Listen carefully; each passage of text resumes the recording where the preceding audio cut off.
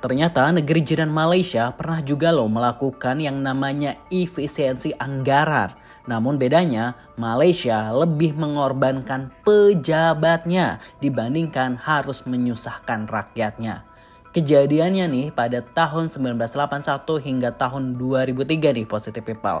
Di mana pada awal kepemimpinan Mahathir Mohamad sebagai Perdana Menteri, Malaysia terkena krisis ekonomi di tahun 1980-an.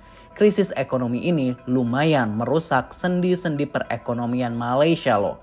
Nah, di saat yang bersamaan nih, Malaysia rupanya juga tengah melakukan akselerasi pembangunan. Untuk keluar dari krisis itu, salah satu yang dilakukan adalah efisiensi belanja anggaran pemerintah. Ya kayak Indonesia sekarang ini gak sih gitu kan ya. Namun yang membedakan adalah Mahathir Perdana Menteri saat itu lebih memutuskan untuk memotong gaji dirinya sendiri sebagai orang nomor satu dan diikuti pejabat tinggi negara lainnya seperti Wakil Perdana Menteri hingga para menteri-menterinya. Pemotongan gaji dan fasilitas pejabat tinggi negara ini dilakukan agar rakyat tidak menjadi korban dan agar lebih berpihak kepada rakyat. Sebab jika efisiensi pada anggaran yang mempengaruhi kehidupan, maka rakyat Malaysia lah yang akan merasakan semua itu. Mahathir memotong gajinya selama satu periode kekuasaannya sebesar RM1.000 Malaysia dari gajinya RM7.500 Malaysia. Dan hal ini diikuti dengan pejabat lainnya selama 5 tahun.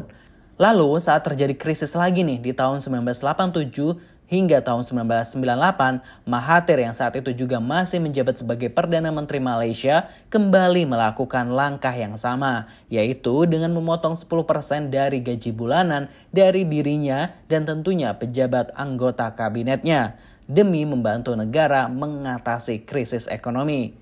Wah, tentu hal itu tidak ditemui di negara tetangganya Malaysia ya.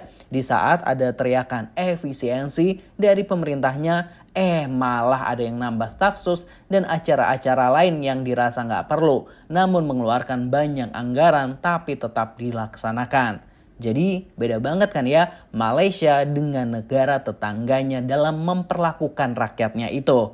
Jadi kalau menurut Positive People itu bagaimana? Silahkan tulis di kolom komentar. Jangan lupa subscribe.